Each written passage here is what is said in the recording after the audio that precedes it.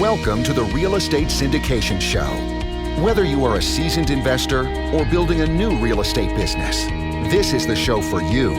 Whitney Sewell talks to top experts in the business. Our goal is to help you master real estate syndication. And now your host, Whitney Sewell.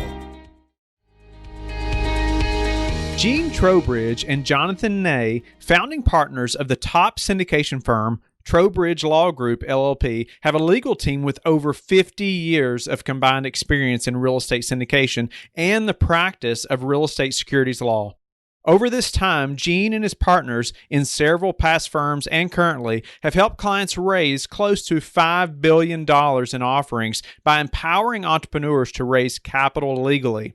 To learn more about Trowbridge Law Group, LLP, visit their website at trowbridgelawgroup.com or follow them on Facebook, Instagram, or Twitter. This is your daily real estate syndication show. I'm your host, Whitney Sewell. Today, our guest is Hadar Orkibi. Thanks for being on the show, Hadar. Thank you for having me, Whitney. It's a pleasure being on the Real Estate Syndication Show.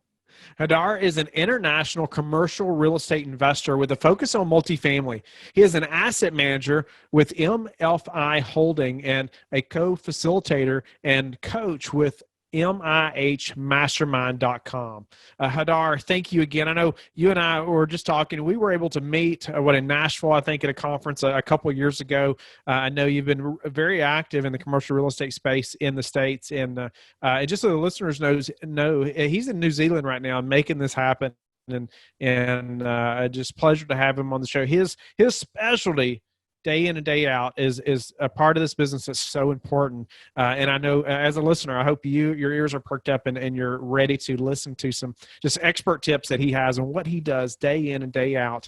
But Hadar, I'm going to let you spill the beans and tell them what you do, but give us a little more history on, how you got into the syndication business specifically and in the States and from such a distance away, and what you do in the business, what your specialty and superpower is.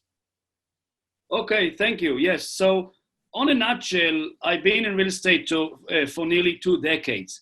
And my market, which I invest in New Zealand, matured so much in the last 10 years that although my portfolio gained a lot of equity and is reasonably cash flowing, any new addition to the portfolio, if I want to grow my asset and grow my income here in New Zealand, it's challenging because the cap rates have compressed significantly. The market's mature to be more like a market like Boston, LA, San Francisco. So getting into a new opportunity is challenging. As an American citizen, which I am, my mother was born in Chicago, I started researching the US market. And about 4 years ago, I started investing in the US. I started with smaller multifamily, triplex and fourplexes, just to get my feet wet, just to get feeling for the transaction, feeling to the teams on the ground, to the third-party property managers that I wanted to use. And gradually, I started building my own buy and hold portfolio and taking down larger multifamily. Of course, through the process, I got myself educated.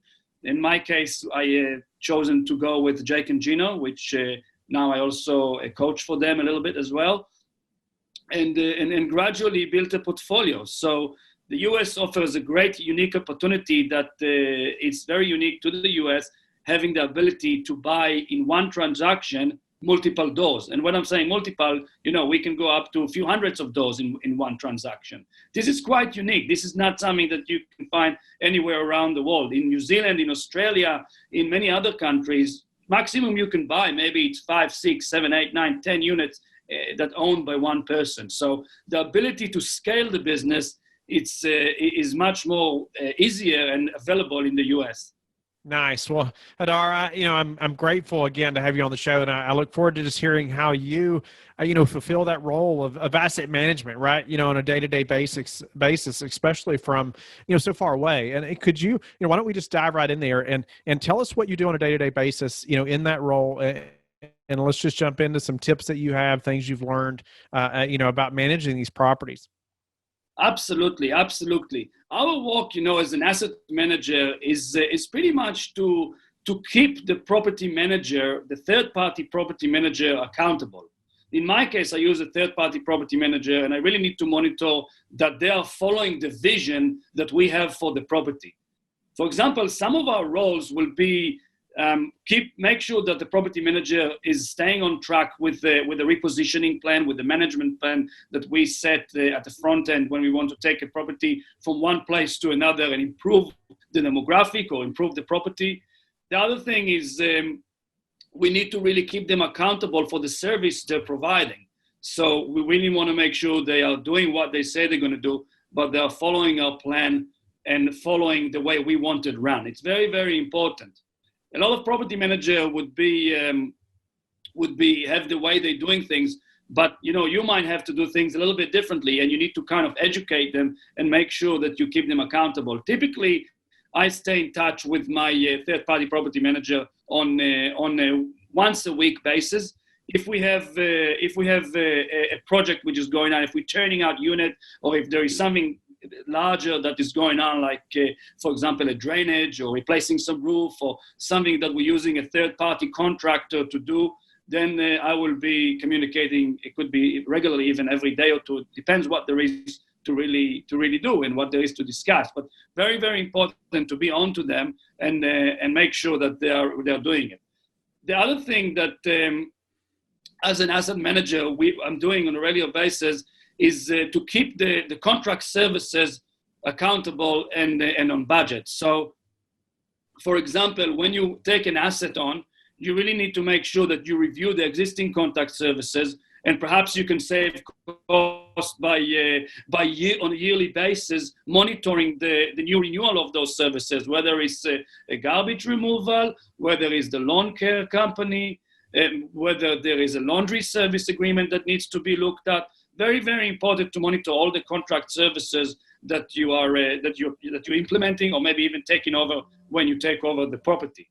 These could be cost saving, but you also don't want to have the cost creep scenario when the cost of particular service goes up on you every year and affects your profit, affects your net operating income. So that's a role of the asset manager, because the property manager will not go and shop around for insurance, for example, for you, or shop around for another company to do some of the contract services for you.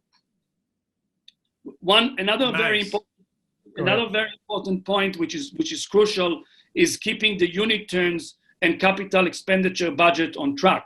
Some of the contractor that I'm using to turn on the unit, whether it's a unit turn when you want to get an apartment rent ready after a tenant vacated, or whether it's a really unit turn from taking an apartment which is in original condition. For example, latest acquisition, we had a building from the 1980s that everything was original, and we had to spend between $5,000 to $7,000 a door. So whether you're keeping budget on that, or just keeping budget on painting and getting it rent ready from tenant replacement point of view, you really need to make sure that everything is on budget.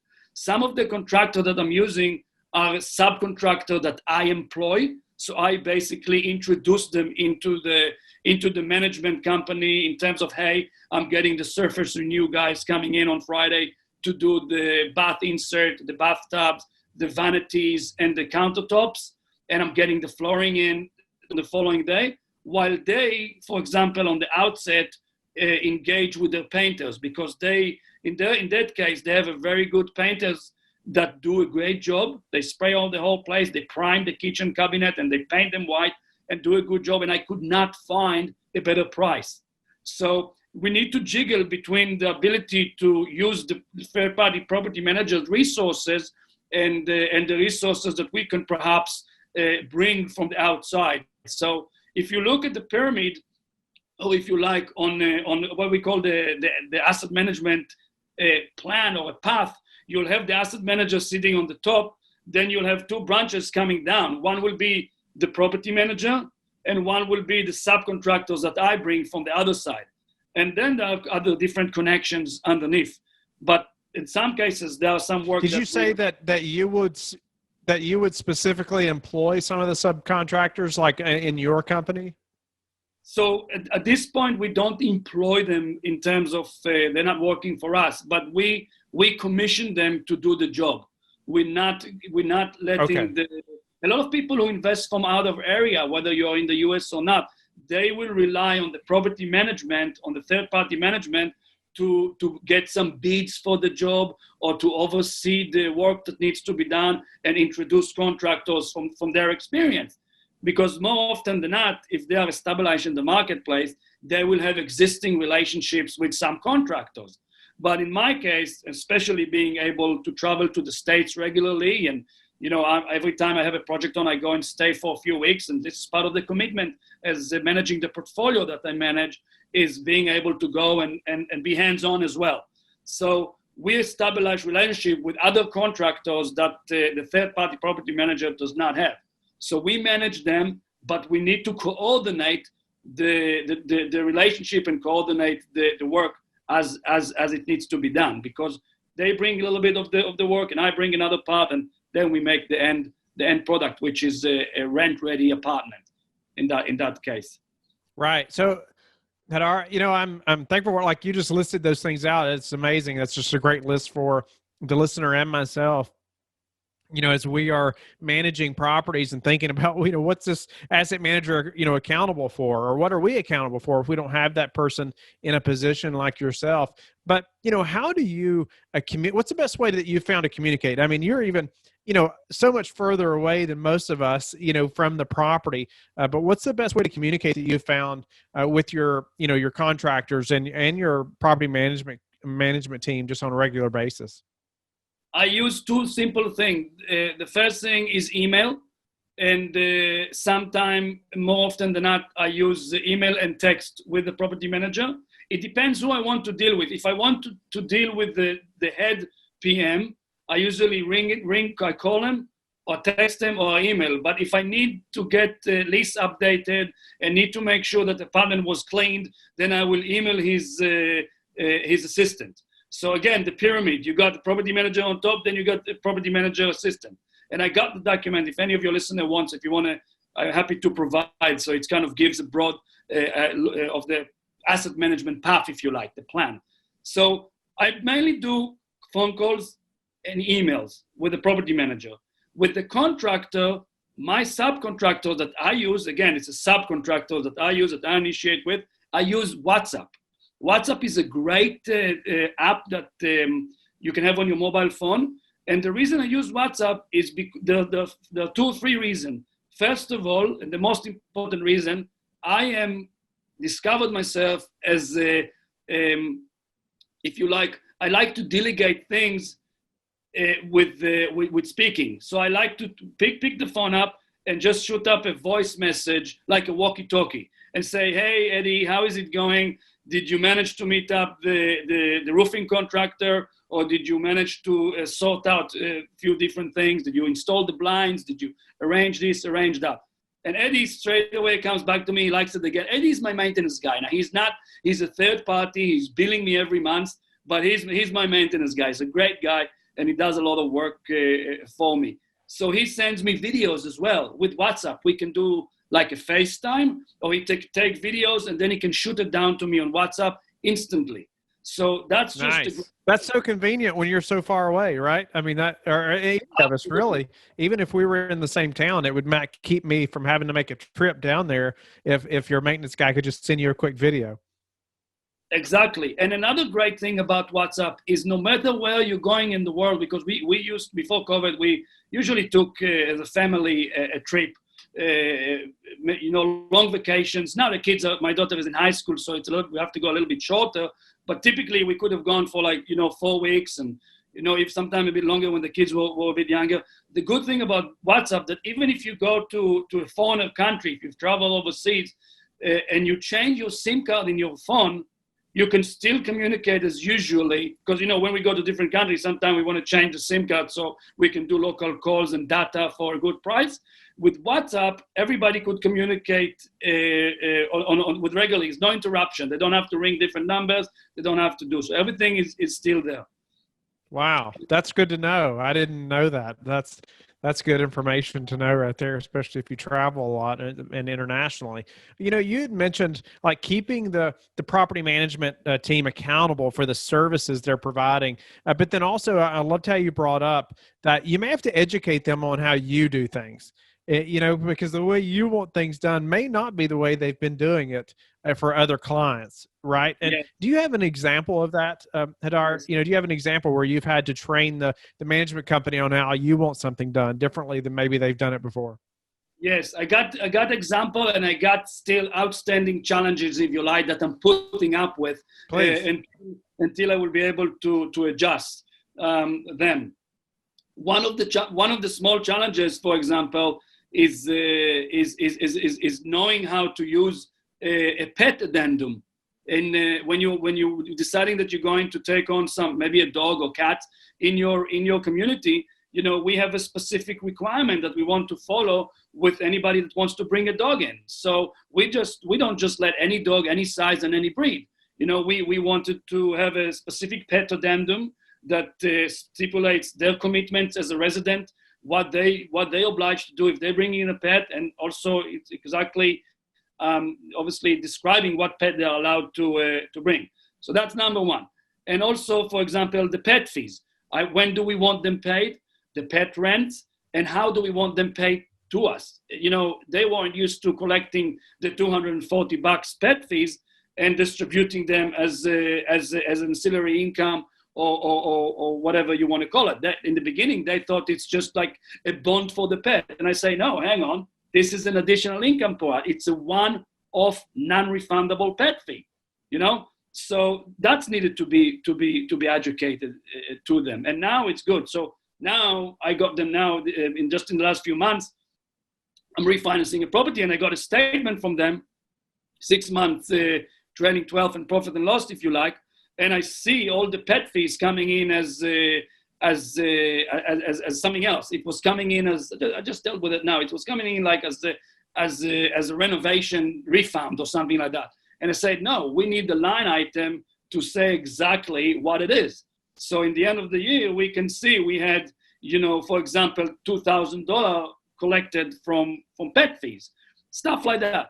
And another example is something which I wish they had, but at this point they're not, but we're dealing with it. And I'll tell you how we're dealing with it, is having all the statements and all of the things registered on the platform that the asset manager and the landlord, if you like, able to log in and see things from his own, on the cloud, from his own side. At this point, I'm just getting monthly statement, which is kind of a scanned PDF. And I send that to my assistant, who is based in the Philippines, and she reconciliated on a Google Sheet. Every month we have January, February, March, April, and she puts the apartment name. She puts, obviously the names are already populated. She just puts the rent and apartments that are being turned. She records the new leases, and she record notes. For example, this one did not pay or was short a little bit in July, but here in August they paid a little bit more because they added what they were short on, and various things like that. Like we had a lot of existing residents when we bought the latest. I bought 45 units. We had a lot of residents that wanted to stay, and we agreed with them, and that was way before COVID. It was around January 1st. We agreed with them that in 6 months' time, the rent is going to go up from $450 to $550. So we've always made sure that there is a note. Mike's rent needs going up 1st of July, for example, to $550. So I need to monitor that, and then I go and property manager, and I say, hey, did you increase Mike's rent to $550 on the 1st of July? So we are very important to utilize help. We can't do everything ourselves. So for me to be able to use an assistant, and I know you do as well, it's just a great thing because it helps you to streamline things. It makes life easier, and it makes you as a business owner able to focus on the things that create most value in your business.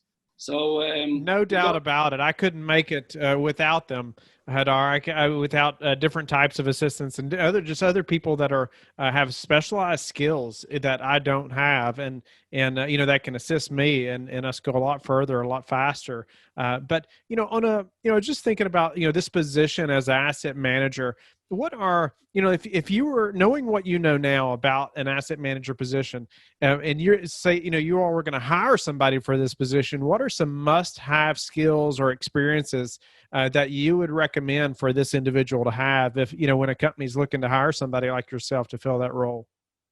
I'm planning to answer this question, Whitney, but I want, if you don't mind, with your permission, I want to just give a few more tips about what asset manager needs to look for. Please. Let's do it. As part of the roles that they do, because I think it's very, very important. And we had some, if you like, some difficulties in the beginning when we took over some properties, and it's things that I really want to point out. One of the most important things to point out that an asset manager should do is transfer the utilities. Transferring the utilities when you purchase a property, or even when a resident is moving, vacating, you want to make sure the utilities are transferred into the third-party property management company as soon as possible. Because my third-party property management company is managing close to 1,000 doors, and they don't have the time on the day when the resident is moving out to ring the electric company, spend 15 minutes on the phone waiting that they're going to answer, make sure that the electric is transferred, so the contractor to come the next day, have electric there to start doing what they need to do, whether they do flooring, whether they do painting, or whether they do installing light fittings, or whatever needs to be done. So utility transfer is very, very important, and I do that a lot. When I need to do it, I just pick up the phone and I do it. Another thing that we're doing, and we systemized it now, Whitney, and we're doing monitor lease renewal for every lease that is renewed. So when I purchased the property, I looked at the rent roll and I recorded which leases are month by month. Obviously, you go to them and you schedule perhaps to fix them. So we fixed those one up for 18 months, making sure it's not falling around Christmas or Thanksgiving. So we wanted to renew we found that February, March is a great time, or more towards the summer. So we refixed leases. But more importantly, we set up reminders for 60 days before a lease is expiring to receive an email that goes to me, my assistant, my property manager, and the property manager assistant. And that's scheduled automatically. And the way we did it is we used a great add-on that is a Google Sheet add-on, and it's called Add Reminders, and it's free. And my assistant— Add Reminders.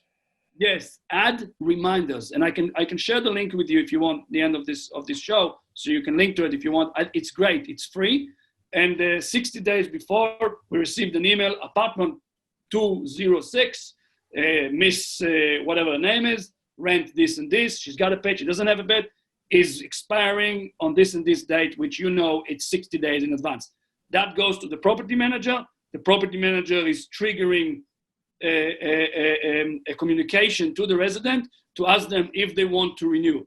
Because as an asset manager, for us, having a resident that is renewing their lease is much more profitable by going and having a vacancy, or even needing to paint the unit, refresh the unit to make it rent ready to the next resident. So Add Reminders is very, very important. Another thing we monitor is the marketing strategy. So again, we talked about what you need to educate your third-party property manager. My third-party property manager, they use their own website. They use Trulia, they use Zulio, maybe they use apartment.com, but I implemented Facebook Marketplace. Facebook Marketplace, I implemented that through the Facebook page that we created for the community.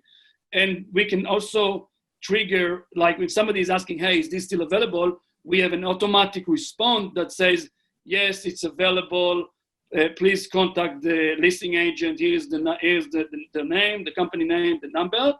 And here is the link to a 3D walkthrough of the apartments. And then we put a disclosure that says, yes, that we did it after COVID. It was great. And we put a reference there, and we have to do it because we don't want to be misleading. You can get in trouble with the local real estate authorities if you are misleading, showing pictures of an apartment that is not advertised for sale. In our case, all the apartments are 2-bedroom, 1-bath, exactly the same size. Some will have different finishes. So what we did, I put a disclosure over there. Please note, we have multiple units with multiple finishes. It might vary from the picture that you see, but the floor plan is the same. Please come and look when you're ready. So that's something that triggers automatically. Facebook Marketplace has been a game changer for us. My property manager is really getting overwhelmed by the inquiries, but I handle that because you know why? Because some residents or some potential residents will contact you, and you don't want, in the beginning, sometimes we get like 10, 15 inquiries a day on Facebook Marketplace. So I know that my property manager, the third-party property manager, will not respond to them as swiftly, as promptly as I would. So I do, apart from the first response that will trigger automatically, should answer the majority of the question. They got all the details there. They got the application form link. They got a 3D link and the phone number to ring the manager if they want to schedule any showing or anything. But if there is other questions that they want to ask, then I'm there making sure that I'm answering the question. Sounds like you're having to do a lot of the property management work as well. You know it? I do. Yeah, I do. I do some, I don't have a in-house property management company.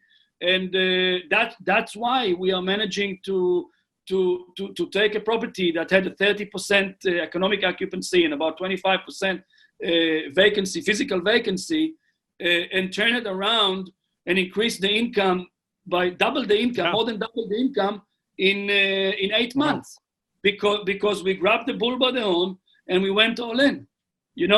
That's why. Right. And one of the things that I didn't like, if you like, and I noticed, was that the turnover from the minute somebody applies to the time when they get approved, if you like, to take an apartment on, was taking 2 weeks. It shouldn't be taking, really, in reality, more than 7 days at the most. Once you get the credit check, right, background check, you do everything, you meet up with them and get them to sign the contract. Now, when COVID happened, and I made a point to mention it, was, hey, no more papers that they need to come to sign in the office, and they didn't come, they did come, excuses all the time. Let's use DocuSign, let's use HelloSign. Everything could be streamlined. So COVID had some effects that was actually beneficiary for the benefits for the, for our business as well, by streamlining more things. So, I do that full time. It's my property. Actually, this property I'm referring to, I self-funded it on my own, and I want to make sure it's stabilized as soon as possible, because it's very, very likely. Of course, no doubt. And sounds like you're doing a good job at it, Hadar. It's just you called it grabbing the bull by the horns, and I think so much of entrepreneurship is that way, and sounds like you all have done that. And we're gonna have to move on to a few final questions, though. Just the asset manager position is so important, and just that you have systems in place and know what's happening right on the ground. What is there a specific tool that you use, or just to kind of record systems, or that whether it's KPIs or just that what's supposed to be done next? How do you track things like that? Absolutely. I'm going to quickly go with this. One more thing that the manager needs to do is asset manager needs to do is stay in touch with your lender. Your lender, read the financial, in terms of the financing available, make sure if you're going off, interest only to P&I and all those things, and maintain the lender's relationship. In our case, is the work of an asset manager. What makes a good asset manager? Leadership, storytelling, being able to, if you like, convey the story and the business plan to the property manager, to everybody is involved. And leadership, we talked about it, is basically managing the manager, managing contractor. Analytics skills, if you like, being able to review the relevant KPIs, key performance indicators, understanding the rent roll, the occupancy rate, evictions, and bad debt. And very, very important, communication skill, the ability to communicate effectively with investors, property managers, lenders, and contractors. Now, the key performance indicator to your questions that we monitor regularly on a monthly basis are the rent collections, we monitor the income statements, we monitor the expenses. Again, we monitor income statements by the property manager, whatever the property manager he commissioned to be dealt with, and the subcontractor invoices.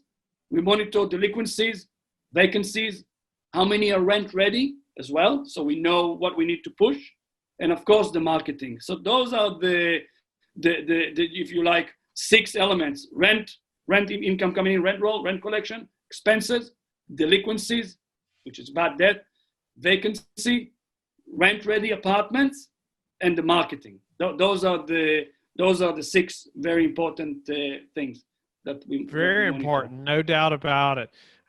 Tell me, Hadar, what's a way that you've recently improved your business that we could apply to our business? One of the main thing I applied and is systems. So we really try and systemize whatever we can, and we've done it with the real estate. In terms of asset management, we've done the ad reminder. We got an assistant that is looking over the statements and finding duplicate charges. We had one apartment that had 90 degrees. We had a 90 degrees heat wave, and the HVACs, broken down. With a big problem over there. We had to put the resident into a motel for a couple of nights. And I found out in the statement, she found out, and I, also looked over it, always looking over it, that I was, charged a little bit more by mistake, by the property management company. So again, systemizing, having a second eye, having an assistant. It's, as you know, it's like having an Hadar and a half, or 2 Hadars and a half working for you. You can do much more. So systemizing.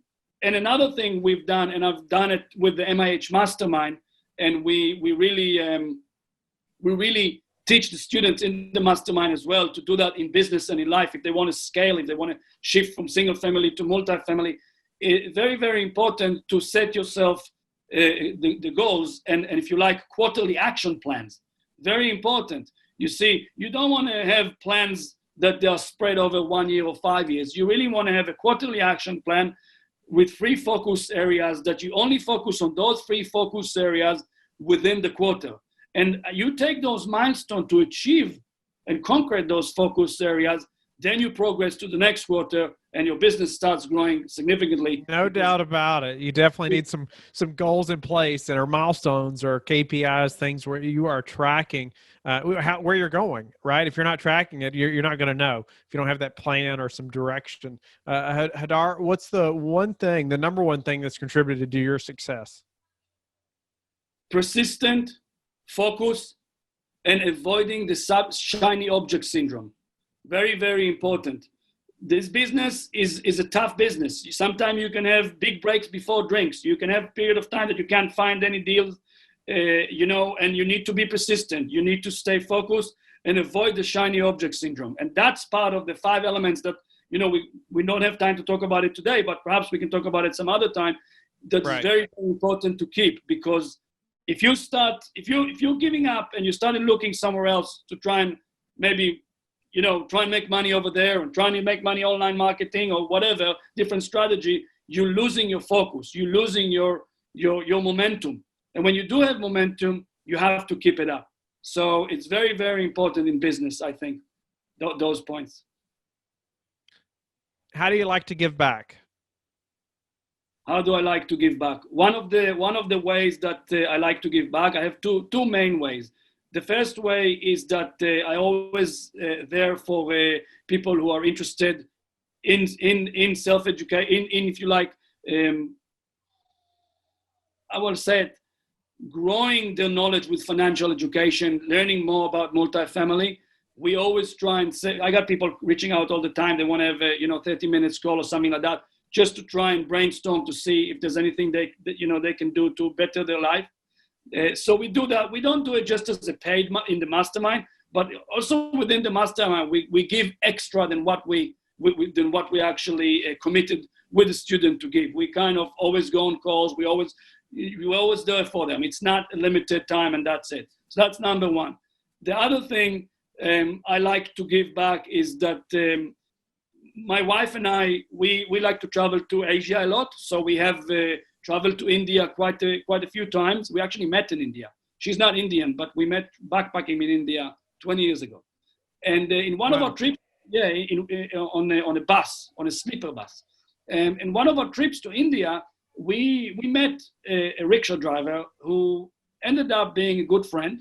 And my wife and I are committed to help him out and to make sure that his kids going to good schools and, will have a higher education. And we even helped him to fix his rickshaw and even buy another rickshaw, and which is a tuk-tuk, if somebody, three-wheel kind of taxi. So we get pleasure from helping him, and I personally get pleasure by helping other people to achieve their real estate goal through bettering their education as well. Thank you, Hadar. No, that's incredible. Appreciate you giving back in that way and just giving back with your time to us today as well. And just highlighting the things that an asset manager needs to be good at, things you need to be checking. I mean, it's incredible you're just able to, you had these lists for us. I think it's great for somebody that's a listener to be able to go back and document these things or see them in the show notes, these things that you've listed out that, hey, am I doing these things or not, to ensure that our property is performing like it should be. It's so important. Hadar, thank you again. How can the listeners get in touch with you and learn more about you? Listener could visit our website, which is the mihmastermind.com. They can reach us through the Contact Us page over there. And feel free to send me a message. If you like, there is also some free education there. You just go to the education tab. You can sign up there and receive we're sharing some videos. We're doing some me and my business partner, Marco, Gino's brother. We co-facilitate this mastermind. And if anybody wants to stay in our sphere and wants to follow up what we're doing and stay in touch, visit the MIH Mastermind website. Absolutely. Thank you for listening to the Real Estate Syndication Show, brought to you by LifeBridge Capital. LifeBridge Capital works with investors nationwide to invest in real estate, while also donating 50% of its profits to assist parents who are committing to adoption. LifeBridge Capital, making a difference, one investor and one child at a time. Connect online at www.lifebridgecapital.com for free material and videos to further your success.